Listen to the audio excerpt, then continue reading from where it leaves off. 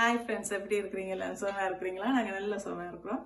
இன்றைக்கு இந்த வீடியோவில் நாங்கள் உங்களுக்கு செஞ்சு காட்ட போகிறது வாழைக்காய் கோலா உருண்டை குழம்பு. இது very simple and also very டேஸ்டியான ஒரு டிஷ். நார்மலாக மீட் வச்சு தான் நாங்கள் கோலா உருண்டை எல்லாம் செய்கிறது. ஆனால் இது வெஜிடேரியனாக வாழைக்காயில் வெரி நைஸாக என்ன மாதிரி இந்த கோலா உருண்டை குழம்பு செய்கிறதுன்னு பார்க்க போகிறீங்க. அதுக்கு முதல்ல எங்களுடைய சேனலுக்கு நீங்கள் புதியவர்களாக இருந்தால் எங்களுடைய சேனலை சப்ஸ்கிரைப் பண்ணுங்கள். எங்களுடைய வீடியோவுக்கு கீழே சப்ஸ்கிரைப் பண்ண பட்டன், இந்த பட்டனை ப்ரெஸ் பண்ண நேரத்தில் வர பெல் ஐக்கான், இந்த பெல் ஐக்கானை ப்ரெஸ் பண்ண வர முதலாவது ஆல் என்ற ஆப்ஷன். இந்த ஆப்ஷனை நீங்கள் செலக்ட் பண்ண நேரத்தில் நாங்கள் போகிற எல்லா வீடியோ உங்களுக்கு உடனடியாக சேரும். இப்போ வாங்க வீடியோக்குள்ளே போகலாம். இந்த வாழைக்காய் கோலா உருண்டை செய்கிறதுக்கு நான் நல்லா முற்றின 3 வாழைக்காய் எடுத்திருக்கிறேன். அந்த வாழைக்காயின் அடிப்பகுதியையும் நுனிப்பகுதியையும் வெட்டி கொள்ள வேணும். அதுக்கு பிறகு அது 2 துண்டாக ஆக்கி கொள்ள வேணும். அதே பிறகு ஒரு ப்ரெஷர் குக்கருக்குள்ளே கொஞ்சமாக தண்ணி எடுத்து நல்லா 3 விசில் வர்ற அளவுக்கு அதை வேக வைக்க வேணும். இப்போ ப்ரெஷர் குக்கரில் 2 விசில் வந்துட்டு 3வது விசில் வர வரைக்கும் வெயிட் பண்ணுவேன். 3வது விசில் வந்ததுக்கு பிறகு அந்த ப்ரெஷர் அடங்க வேணும். இப்போ இந்த 3வது விசில் வருது பாருங்கள். 3வது விசிலும் வந்துட்டு இப்போ ப்ரெஷர் அடங்குற வரைக்கும் இந்த ப்ரெஷர் குக்கரை அப்படியே நாங்கள் லீவ் பண்ண வேணும். இந்த வாழைக்காய் கோலா உருண்டை குழம்பு செய்யறதுக்கு தேவையான பொருள் எல்லாம் நான் இங்கே எடுத்து வச்சிருக்கிறேன் பாருங்க. இது ஒவ்வொன்றும் என்னென்னு உங்களுக்கு சொல்லுகிறேன். பெருஞ்சீரகம் 1 ஸ்பூன், அதோட கூட மல்லி 1 ஸ்பூன், சின்ன சீரகம் 1 ஸ்பூன், மிளகு 1 ஸ்பூன், கொஞ்சமா உப்பு, சின்ன வெங்காயம் கொஞ்சம், சின்னனா சாப் பண்ணி வச்சிருக்கிற வெங்காயம், அதோட கூட செத்தல் மிளகாய் ஒரு 4-5. இது குழம்புக்கு தேவையானது தக்காளி பழமும் வெங்காயமும் எடுத்து வச்சிருக்கிறேன். இங்க கொஞ்சமா மிளகாத்தூள், கரம் மசாலா தூள், அதோட மல்லித்தூள், அதுக்கு பிறகு 1 கரண்டி மஞ்சள், இங்க கொஞ்சம் கொத்தமல்லி தழை, ஜிஞ்சர் கார்லிக் பேஸ்ட், கருவேப்பிலை கொஞ்சம், அதோட கூட இங்க கொஞ்சம் ஸ்பைசி திங்ஸ் எடுத்திருக்கிறேன். அதுல 1 துண்டு கருவாப்பட்டை, 1 ஸ்டார் அனீஸ், அதுக்கு பிறகு கொஞ்சம் கல்பாசி, ஒரு 4 க்ளோவ்ஸ் எடுத்திருக்கிறேன். இங்க கொஞ்சம் கடலைமா எடுத்திருக்கிறேன். இவ்வளவுதான் இந்த வாழைக்காய் கோலா உருண்டைக்கு தேவையான பொருட்கள். இது நாங்க முதல்ல கோலா உருண்டைய செஞ்சுட்டு அதுக்கு பிறகு அதுக்கான கிரேவி செய்ய வேணும். இதுல வேணுமெண்டா நீங்க தேங்காய் பூவும் ஆட் பண்ணி கொள்ளலாம். நான் தேங்காய் பூ ஆட் பண்ணி கொள்ளல. வேணுமெண்டா தேங்காய் பூவும் ஆட் பண்ணி நீங்க செஞ்சு கொள்ளலாம். இப்ப கோலா உருண்டை எப்படி செய்யறதுன்றத பாப்போம். இப்ப நான் அவிச்சு வச்சிருக்கிற இந்த வாழைக்காய், இதுல ப்ரெஷர் இறங்கிட்டு ப்ரெஷர் குக்கர்ல, அப்ப வாழைக்காய் அவிஞ்சிட்டது. அத பாப்போம் எப்படி இருக்குண்டு. இப்ப நல்லா அது அவிஞ்சிட்டு பாருங்க. இப்ப இத நீங்க அவிச்ச உடனேயே இதுக்குள்ள இந்த தோலை நல்ல வடிவா கலட்டக்கூடிய மாதிரி இருக்கும். இப்ப இந்த தோலை ஃபுல்லா கலட்டி எடுக்க வேணாம். இது வாழைக்காய் அவிஞ்ச உடனே தோல் உரிக்கிறது ஈஸியா இருக்கும். இந்த காயா இருக்கிற நேரத்துலதான் அது கஷ்டமா இருக்கு. நான் இதை அவிச்சிட்டு எடுத்திருக்கிறேன். சில பேர் இதை ஸ்டீம் பண்ணிட்டு எடுப்பீங்க. ஸ்டீம் பண்ணிட்டு எடுத்தா கூட அது பரவாயில்ல. வாழைக்காயில நிறைய சத்துகள் எல்லாம் இருக்கிறதுனால இந்த மாதிரி நாங்க செஞ்சு கொடுத்தா சின்ன பிள்ளைகள் எல்லாம் நல்லபடியா விரும்பி சாப்பிடுவாங்க. அவங்களுக்கு சத்துகளும் சேர்க்கிற மாதிரி இருக்கும். ஸ்டீம் பண்ற நேரம் இதனுடைய சத்துகள் கூட போகாது. அதனால ஸ்டீம் பண்ணணும்னாலும் ஸ்டீம் பண்ணிடுங்க. நான் இதை அவிச்சிட்டு தான் இன்னைக்கு செய்யறேன். இப்ப நான் எல்லா வாழைக்காயும் தோலை உரிச்சு எடுத்துட்டேன். தோலை உரிச்சு எடுத்து போட்டு இத ஒரு ஸ்மாஷரால நல்லா ஸ்மாஷ் பண்ணி எடுத்துக்கொள்ள வேணும்.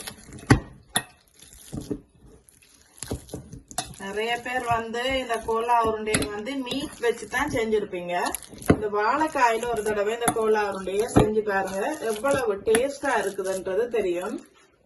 இப்ப நான் அடுப்புல சட்டி வச்சு எண்ணெய் விட்டுருக்கிறேன் பாருங்க. இந்த எண்ணெய் கொஞ்சம் சூடாயிட்டு, சூடானது ஒண்ணு நான் எடுத்து வச்சிருக்கிறேன் பெருஞ்சீரகம், அதோட கூட சின்ன சீரகம், அதுக்கு பிறகு கொஞ்சமா மல்லி, செத்தல் மிளகாய், அதோட கூட எல்லாம் போட்டு ஃப்ரை பண்றேன் பாருங்க.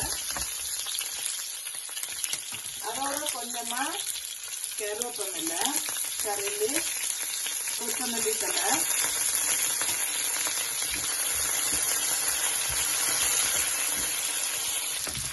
இதெல்லாம் கொஞ்சம் ஃப்ரை ஆகி கொண்டு வர நேரத்துல நாங்க எடுத்து வச்சிருக்கோம் இந்த பவுடர் ஐட்டம். முதல்ல வந்து பவுடர் ஐட்டம் போடக்கூடாது.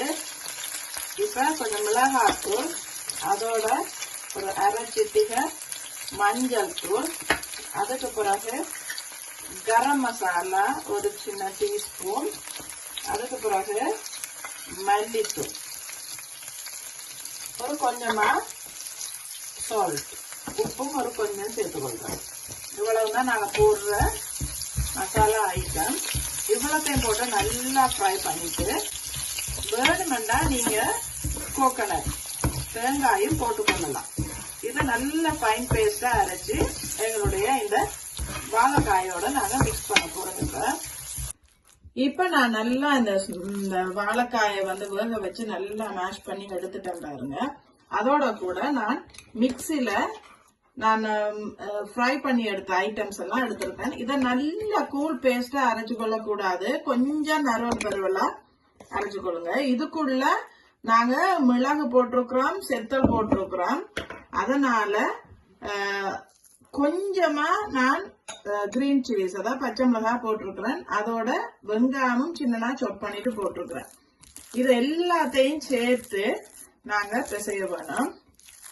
பிசைகிற நேரத்துல கொஞ்சமா அது தண்ணி தன்மையா இருந்துச்சுன்னா கொஞ்சமா கடலைமா சேர்த்துக்கொள்ளுங்க. கடலைமா வந்து ஒரு திக்னஸ கொடுக்கும். இப்ப எல்லாம் பிசைறோம் பாருங்க, கொஞ்சம் தண்ணி தன்மையா இருக்கு. அதனால நான் அதை திக் ஆக்குறதுக்காக கொஞ்சம் கடலைமா சேர்த்து பிசைறேன். பிசைஞ்சு இதை நாங்க கையில உருட்டக்கூடிய அளவுக்கு எடுத்துக்கொள்வோம். இப்ப நான் எல்லாத்தையும் உருண்டையா உருட்டி எடுக்கிறேன்னு பாருங்க. உங்களுக்கு எந்த அளவு உருண்டையில அளவு வேணுமோ அதுக்கேற்ற மாதிரி எடுத்துக்கொள்ளுங்க. கையில கொஞ்சம் ஒயில தொட்டுட்டு அந்த உருண்டைகளை உருட்டி உருட்டி வச்சு அதை நாங்க அப்படியே பொரிச்சு எடுக்க வேணும்.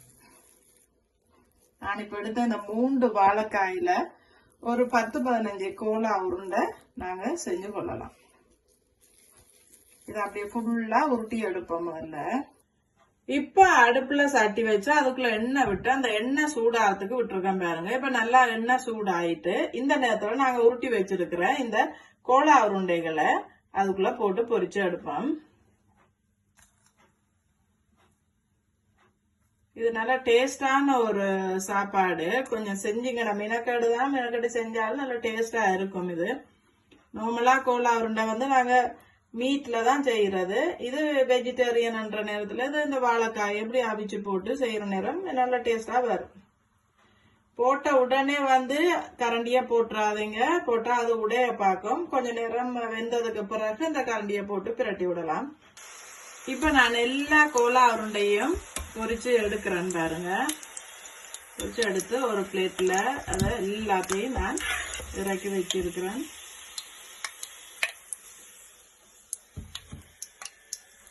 இறக்கி வச்சுட்டு இதே எண்ணெயில நாங்க இப்ப எங்களுடைய இந்த குழம்ப வச்சுக்கொள்வோம். இதே எண்ணெய் பொரிச்சு அதே எண்ணெயில ஒரு கரண்டி எடுத்து விடுகிறேன் பாருங்க இந்த சட்டியில. இப்ப எண்ணெய் சூடாக கொண்டு இருக்கு பாருங்க. இந்த இடத்துக்குள்ள வந்து கொஞ்சமா கடுகு போடுறேன். அதே நேரத்துல கொஞ்சம் சின்ன சீரகம், கொஞ்சமா பெருஞ்சீரகம். பெருஞ்சீரகம் வந்து இந்த கறிக்கு வெரி இம்பார்ட்டன்ட். கொஞ்சம் நல்லா ஸ்ட்ராங்கா இருக்க வேணும். இதெல்லாம் போட்டு கொஞ்சமா ஃப்ரை பண்ணிட்டு அதுக்கு பிறகு சின்னதா நான் சாப் பண்ணி வச்சிருக்கிறேன் இந்த ஒனியன் வெங்காயம். நான் சின்ன வெங்காயம் தான் போட்டிருக்கிறேன். பெரிய வெங்காயம் வேண்டாலும் போடுங்க, அது நல்ல டேஸ்டா தான் இருக்கும். சின்ன வெங்காயம் இன்னும் கொஞ்சம் மோர் டேஸ்டியா இருக்கும். இது கொஞ்சம் ஃப்ரை ஆகி கொண்டு வர வேணும். இந்த நேரத்துல நாங்க எடுத்து வச்சிருக்கிற இந்த ஸ்பைசி ஐட்டம்ஸ், அதாவது ஒரு துண்டு கருங்காப்பட்டை, ஒரு ஸ்டார் அனீஸ், அதோட கூட கல்பாசி கொஞ்சமா, ஒரு 4-5 கிராம்பு. இது வாசனைக்காக போடுறது. கூட போட்டுறாதீங்க, கொஞ்சம் உரைக்க பார்க்கும். அதோட கூட கறி லீஃப், கருவேப்பமில்லை, நல்லா ஃப்ரெஷ்ஷான கருவேப்பமில்லை, அதையும் போட்டு எல்லாத்தையும் அப்படியே கொஞ்சம் ஃப்ரை பண்ணுங்க. நல்லா கொஞ்சம் ஃப்ரை ஆகுது. ஃப்ரை ஆனதுக்கு ஒரு நல்ல மனம் வரும். இந்த நேரத்துல ஜிஞ்சர் கார்லிக் பேஸ்ட் ஒரு கரண்டி போடுறோம். ஒரு கரண்டி போட்டு அதை பச்சை வாசனை போகும். அது வரைக்கும் கொஞ்சம் ஃப்ரை பண்ண வேணும்.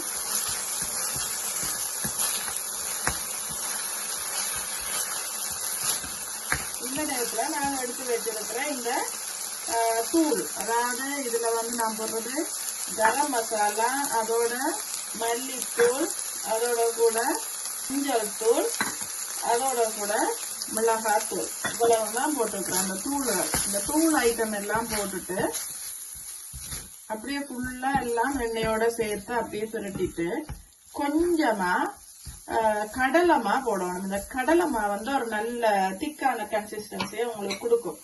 அதனால ஒரு கரண்டி கடலைமா போட்டா காணும். போட்டு எல்லாத்தையும் மிக்ஸ் பண்ணி இந்த பச்சை வாசனை கொஞ்சம் போக வேணும். போனதுக்கு பிறகு நாங்க தக்காளி பழம், நல்ல பெரிய தக்காளி பழம், அதோட வெங்காயம், இது ரெண்டையும் சேர்த்து அரைச்சி இருக்கிறேன். அது ரெண்டையும் நல்ல மையா தண்ணியா அரைச்சிருக்கிறேன். அந்த பேஸ்ட இதுக்குள்ள ஊத்த வேணும்.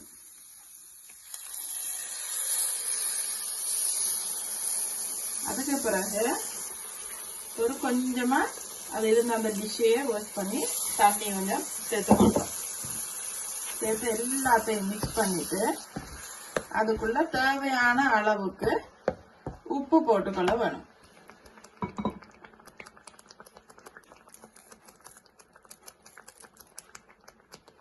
எல்லாத்தையும் சேர்த்து மிக்ஸ் பண்ணி இந்த பச்சை வாசனை போற வரைக்கும், ஒரு பபிள்ஸ் வந்து கொதிக்கிற வரைக்கும் இந்த சோஸை வந்து அப்படியே விட வேணும்.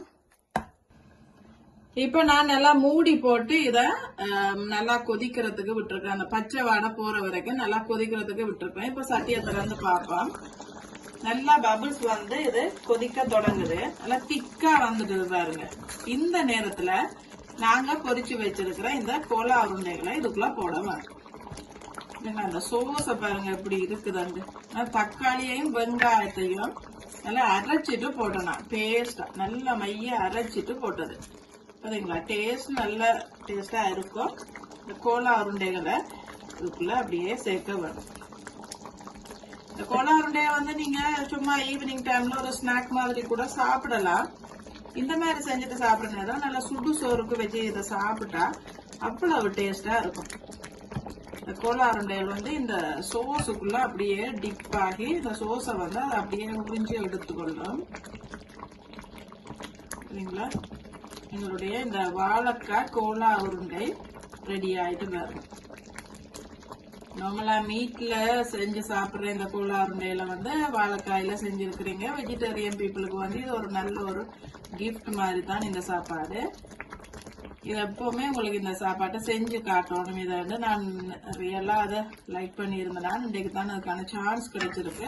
ஒரு தடவை நீங்களும் இதை வீட்டுல செஞ்சு ட்ரை பண்ணுங்க. நல்ல யம்மியான வாழைக்காய் கோலா உருண்டை வந்து ரெடி ஆயிட்டு, இது இப்ப நல்லா கொதிச்சு கொண்டு வார நேரத்துல இதுல நாங்க சின்னனா சாப் பண்ணி வச்சிருக்கிற கொத்தமல்லி தலைகளை அப்படியே ஃபுல்லா தூவி விடலாம். இன்னும் டேஸ்டா கொடுக்கும். அப்படியே தூவி விட்டுட்டு ஒரு லிட்டை போட்டு மூடி விட வேணும். இதை இப்ப நாங்க ஒரு தடவை டேஸ்ட் பண்ணியும் பார்த்துக்கொள்வோம். வாழைக்காய் கோலா உருண்டை குழம்பு செஞ்சுட்டேன் பாருங்க. இது அப்படியே நல்லா அந்த சோஸ்ல ஊறி அப்படியே நல்லா இருக்குது பாருங்க. இதை வந்து நீங்க இட்லியோ தோசையோ இல்ல ரொட்டியோ எதோட என்றாலும் சாப்பிடலாம். நானுண்டே கொஞ்சம் சுடு சோறு வச்சுட்டு சாப்பிடுவோம்னு பார்ப்போம். அந்த சோஸ் வந்து அந்த வாழைக்காய் கோலா உருண்டையில அப்படியே சேர வேணும். வாழைக்காய் நிறைய மினரல்ஸ் எல்லாம் இருக்கிற ஒரு நல்ல சத்தான ஒரு சாப்பாடு. அதை வந்து இந்த மாதிரி செஞ்சு கொடுக்குற நேரத்துல நல்ல வடிவா சின்ன பிள்ளைகள் கூட விரும்பி சாப்பிட்ற மாதிரி இருக்கும். எப்பவுமே வந்து வாழைக்காய் பொரியல், வாழைக்காய் கூட்டு இப்படி செய்யறத விட இந்த மாதிரி ஒரு டிஃப்ரெண்டா செய்யற நேரம் எல்லாரும் வீட்டுல இருக்கிறவங்க கூட எல்லாரும் ஆச்சரியப்படுவாங்க, இப்படி இது செஞ்சதுண்டு. வாங்க இதை சாப்பிட்டு பார்ப்போம். ஒரு கொஞ்சமா சோறு எடுத்து இதுல நான் சாப்பிடுறேன் பாருங்க, எப்படி இருக்குன்னு பார்ப்போம். பாருங்க இது அப்படியே நல்லா எல்லாம் வெந்து நல்ல வடிவா இருக்கு பாருங்க. இப்போ ஒரு வாய் சாப்பிட்டு பார்ப்போம் எப்படி இருக்குதுன்னு பார்ப்போம்.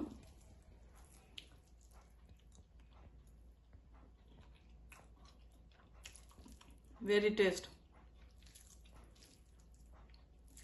நல்ல டேஸ்டாக இருக்கும் மக்களே. ஒரு தடவை நான் ட்ரை பண்ணி பாருங்க இதை.